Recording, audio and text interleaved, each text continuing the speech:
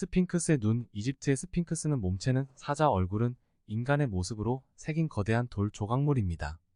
그러나 스핑크스의 양쪽 눈 중 하나가 손상되어 있으며 그 손상된 부분은 현재까지도 복원되지 않았습니다. 스핑크스는 이집트에 위치한 대표적인 유적지 중 하나로 인간 얼굴과 사자 몸체를 가진 조각상으로 유명합니다. 이 조각상은 약 4,500년 전에 만들어졌으며 그 역사와 함께 많은 미스테리를 가지고 있습니다. 스핑크스의 눈에 대한 미스테리는 그것이 왜 빠져나갔는지에 대한 것입니다. 스핑크스는 현재 하나의 눈만 보유하고 있지만 초기에는 두 개의 눈을 가지고 있었습니다. 그러나 그 중 하나는 현재 빈 공간으로 남아 있습니다. 스핑크스의 눈이 빠져나간 이유는 여러 가지 설이 있습니다. 일부 설에 따르면 이집트의 베드로스 제2대가 그의 존재를 인정하지 않아 스핑크스가 그에 대한 반발로 눈을 빼앗겼다고 합니다. 또 다른 이론은 혁명, 지진, 홍수 또는 도적으로 인해 눈이 파괴되었을 수도 있습니다. 그러나 가장 일반적인 설은 이집트의 모든 조각상들과 마찬가지로 눈은 귀중한 보석으로 만들어졌기 때문에 도적에게서 보호하기 위해 눈이 제거되었다는 것입니다. 실제로 스핑크스의 눈은 오래전부터 인종, 문명, 종교, 전쟁 등 많은 사건과 미스테리와 함께 인류의 역사 속에서 유명한 대상 중 하나입니다. 스핑크스의 눈이 왜 빠져나갔는지에 대한 진짜 원인은 여전히 알려지지 않았습니다. 그러나 이를 둘러싼 다양한 이야기와 설화가 있습니다. 그 중에서 가장 유명한 이야기 중 하나는 이집트의 베드로스 제2대가 스핑크스를 세우기 전에 이미 지어져 있던 건축물을 철거하다가 눈을 손상시켰고 그래서 스핑크스의 눈이 빠져나간 것이라는 것입니다. 또 다른 이야기는 1798년엔 나폴레옹 병사들이 스핑크스에 대한 연구를 하면서 눈을 제거했다는 것입니다. 더욱이 일부 사람들은 스핑크스의 눈이 실제로 아직도 건축물 안에 묻혀있다는 이야기를 전합니다.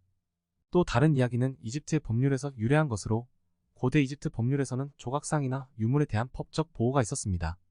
이것은 그 시대에 매우 귀중한 보석과 금속으로 눈을 만들어 놓고 위험한 도둑들이 훔쳐갈 수 없게 눈을 제거하는 것으로 보호했다는 이야기가 있습니다. 실제로 이러한 이야기들이 사실인지 여부는 여전히 논란이 되고 있으며 스핑크스의 눈의 미스테리는 계속해서 인류의 관심을 끌고 있습니다. 테반티피 수도원. 이집트에 있는 이 수도원은 118개의 방과 함께 거대한 궁전으로 구성되어 있으며 놀라운 기술력을 보여주는 몇몇 건축물로 이루어져 있습니다. 그러나 이 건물의 목적과 사용 방법에 대해서는 여전히 미스테리로 남아 있습니다. 테반티피 수도원은 이집트의 아라비아 사막과 리비아 사막 사이에 위치한 오아시스 지역 중 하나인 테반티피에 위치하고 있습니다.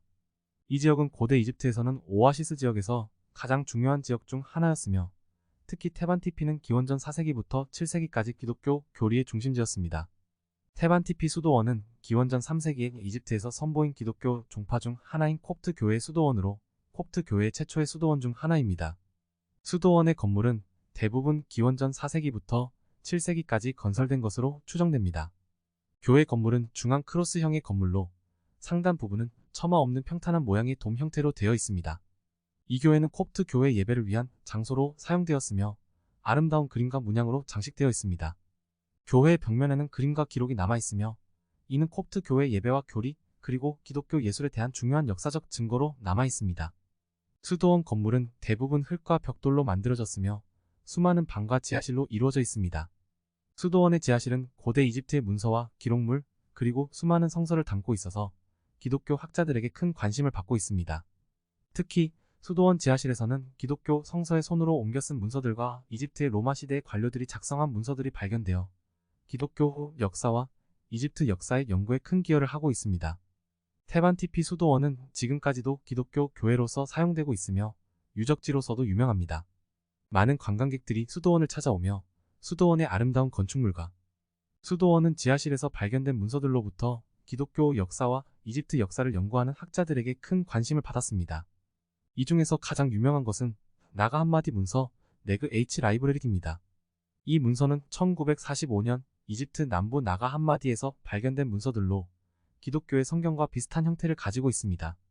이 문서에는 예수님의 가르침과 그의 수도 제자들의 글들이 포함되어 있으며 기독교의 성경과는 다른 매우 중요한 문서입니다. 또한 수도원은 근래에도 교황청과 교회의 중요한 사람들이 방문하는 장소입니다. 예를 들어 2000년에는 교황 요한 바오로 2세가 수도원을 방문하여 콥트 교회의 지지와 협력을 당부한 바 있습니다. 나스카의 지명 그림. 페루 남부의 나스카 사막 지역에는 대규모의 지명 그림이 새겨져 있습니다. 이 그림들은 미래를 예측하거나 외계인들과의 연결을 의미한다는 추측이 있지만 그 실제 목적은 여전히 밝혀지지 않았습니다. 나스카의 지면 그림은 페루 남부 나스카 사막 지역의 바위산 위에 그려진 대형 도형, 동물, 식물, 기하학적 모양 등을 말합니다. 이 지면 그림은 2000여 개가 넘으며 그중 일부는 길이 200m, 폭 30m에 달하는 대형 그림도 있습니다. 이 지면 그림들이 왜 만들어졌는지에 대해서는 여러 가지 이론이 제기되고 있습니다. 예를 들어 일부 학자들은 이 그림들이 천문학적인 목적을 가지고 만들어졌다고 주장합니다. 이들은 그림들이 태양과 달, 별자리 등을 나타내는 것이라고 믿습니다. 그들은 이를 뒷받침하는 증거로 나스카 지역이 매우 건조하고 맑은 날씨가 자주 일어난다는 점을 들고 있습니다.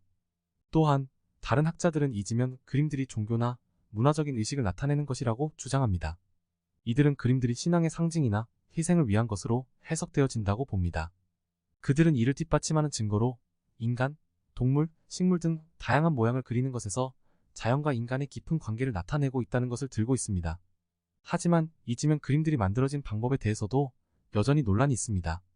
그림들은 수천 년 동안 파편화되지 않았고 지금도 거의 그대로 보존되어 있기 때문에 이를 만들기 위해서는 대규모 인력과 기술이 필요한데 이는 나스카 지역의 원시민족이 갖추지 않았을 것으로 보입니다.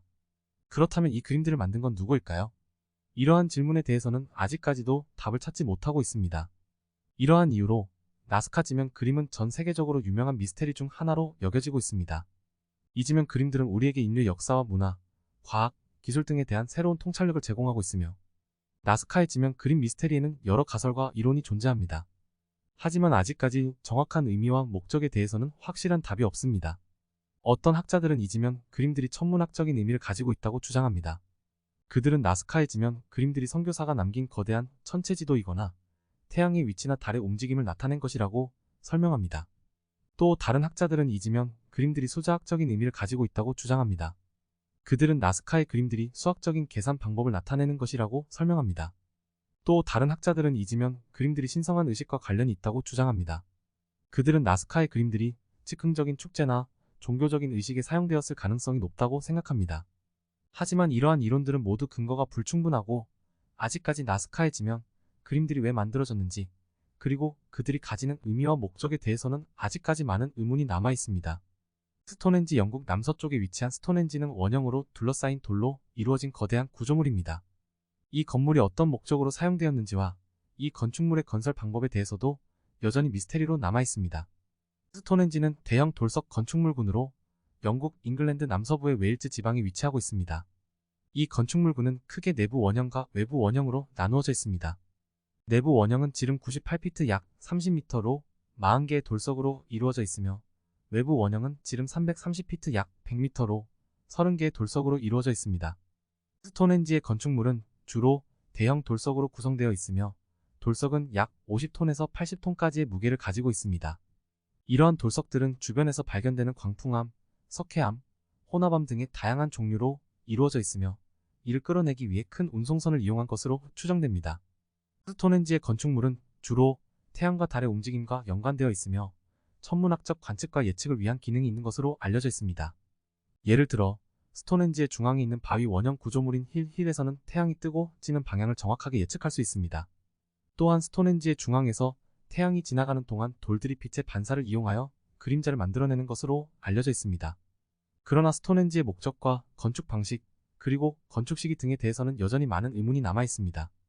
예컨대 왜 이러한 건축물을 건설했는지, 어떻게 이렇게 큰 돌석들을 이동시켰는지, 그리고 돌석들을 어떻게 세웠는지 등에 대한 답은 아직까지 밝혀지지 않았습니다. 이러한 이유로 스톤헨지는 여전히 인류의 큰 미스테리 중 하나로 남아 있습니다.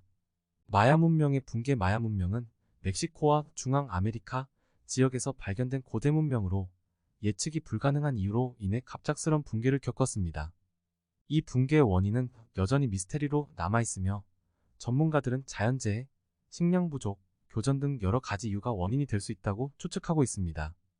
마야 문명의 붕괴는 대략 900년경부터 1000년경 사이에 일어났다고 추정되며 그 원인은 여러 가지 요인으로 인해 복합적이었다고 여겨진다. 이러한 요인들로는 기후 변화, 식량 부족, 인구 증가와 도시화, 군사적 침략 등이 있다. 마야 문명은 중앙 아메리카의 멕시코와 북부 중앙 아메리카 지역에 걸쳐 있었으며 그 역사는 기원전 2000년경부터 시작되었다. 마야 문명의 정점 시기는 기원 후 250년부터 900년까지이며 이 기간 동안 마야 문명은 거대한 도시와 교통망, 농업기술, 수학과 천문학, 문학과 예술 등 다양한 분야에서 놀라운 발전을 이룩했다. 그러나 900년대 후반부터 1000년대 초반까지 마야 문명은 갑작스럽게 붕괴하였다. 이 시기 동안 많은 마야 도시가 버려지고 마야 문명은 사라졌다. 이러한 붕괴의 원인은 여러 가지이며 그 중 하나는 기후 변화였다. 기후 변화로 인해 마야 문명 지역에서는 식량 부족이 발생하였고, 이는 인구 증가와 도시화로 인한 악순환을 초래했다. 또한 군사적 침략으로 인해 많은 마야 도시가 파괴되었으며, 이러한 상황은 문화와 경제의 붕괴로 이어졌다. 이러한 원인들이 모두 작용하여 마야 문명은 갑작스럽게 붕괴하게 되었으며, 이후 몇 세기 동안 마야 지역은 인구가 적고 문명의 발전이 거의 없는 상태가 지속되었다. 마야 문명의 혼란스러운 종말은 많은 연구와 논란을 불러일으켰으며, 이후도 아직도 그 원인이 논란의 여지가 있는 분야 중 하나이다. 스스로 빛나는 오브제의 미스테리. 많은 문명에서는 스스로 빛나는 돌이나 물건들을 만들었는데, 이것이 어떻게 가능했는지에 대한 의문이 남아 있습니다. 스스로 빛나는 오브제 미스티리어스 글로잉 아브젝츠는 고대 문명에서 만들어졌다고 추정되는 특이한 물건들로 대부분 금속으로 만들어진 것으로 알려져 있습니다. 이러한 오브제들은 자체적으로 빛을 내는데, 빛을 내는 원리에 대해서는 여러 가설이 제기되고 있습니다.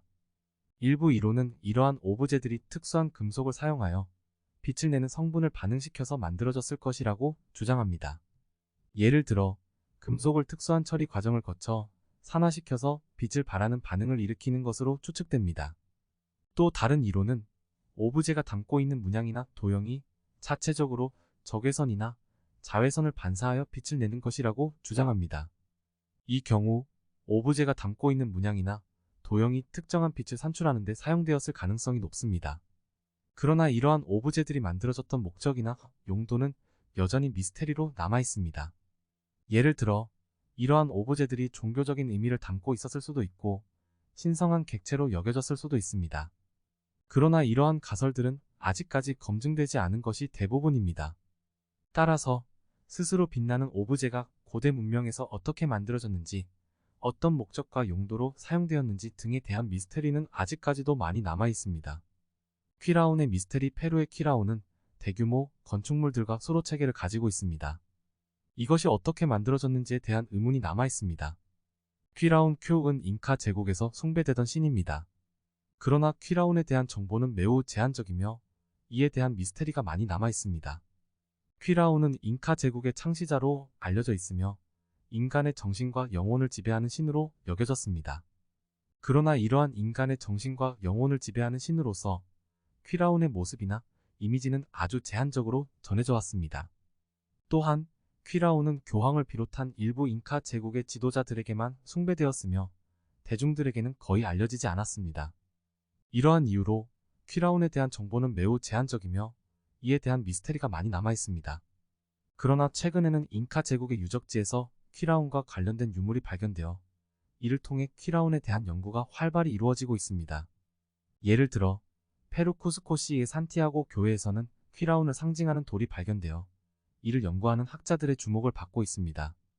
그러나 여전히 퀴라운의 정체나 신화, 숭배 방식 등에 대해서는 많은 질문과 미스테리가 남아있으며 이에 대한 연구는 더욱이 진행되어야 할 것입니다.